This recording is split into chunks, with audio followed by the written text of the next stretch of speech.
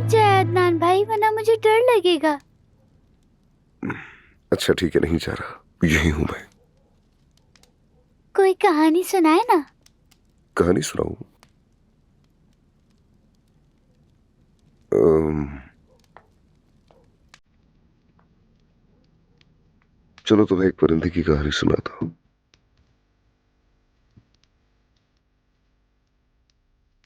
एक जमाने का किस्सा है।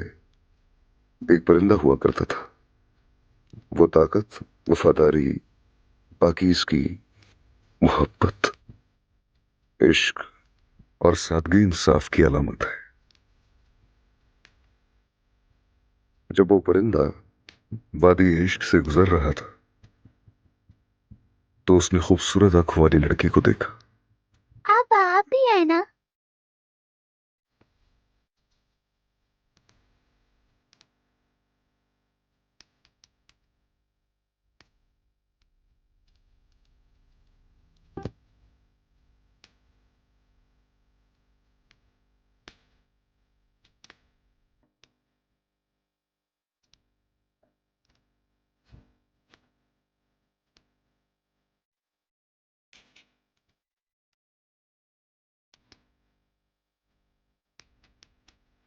चलिए आगे सुनाए।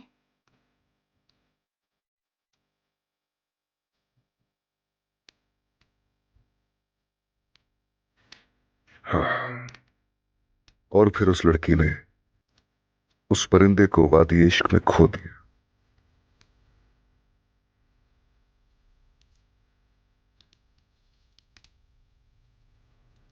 अगरचे उसने हमेशा इंतजार करने की कसम खाई थी,